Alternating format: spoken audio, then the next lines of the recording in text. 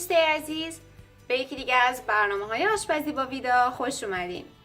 توی این ویدیو طرز تهیه یک مدل سالاد با کینوا رو براتون آماده کردم. امیدوارم که خوشتون بیاد.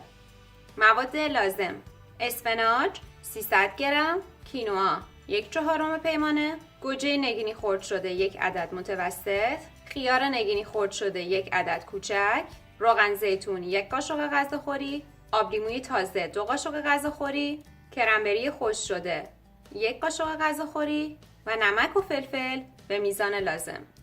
کینوا سرشار از آهن و پروتئین هست که کلسترول نداره و چربی اون بسیار پایینه. فیبر اون بسیار زیاده و خیلی خوبه که شما بتونید اون رو حتما در برنامه غذاییتون بگنجونید. امروز من از کینوای پخته نشده استفاده میکنم که روش پختن اون رو هم به شما نشون بدم. بسته به حجم کینوایی که استفاده میکنید اون رو داخل یک ظرف بریزید. حدوداً 1/4 پیمانه آب به اون اضافه کنید، مقدار خیلی کمی نمک و حدوداً 1 قاشق چای خوری روغن زیتون. شعله گاز رو زیاد کنید تا آب به جوش بیاد.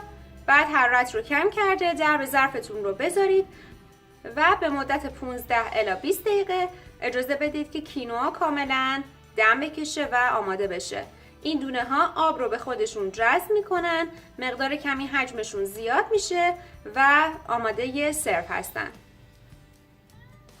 کینوایی که پختم الان کاملا سرد شده و مواد رو با هم ترکیب میکنم.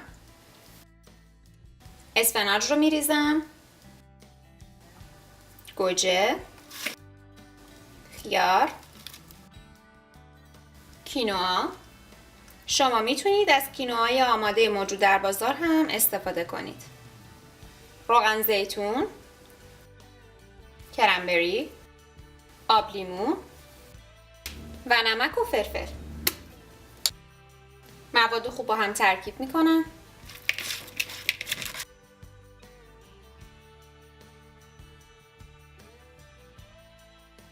همونطور که ملاحظه میکنید سالاد آماده سروه. امیدوارم که از این ویدیو هم خوشتون اومده باشه. همچنین خوشحال میشم که ویدیوهای ما رو لایک کنید، به اشتراک بذارید و فراموش نکنید که برای دیدن ویدیوها به روز حتما سابسکرایب کنید.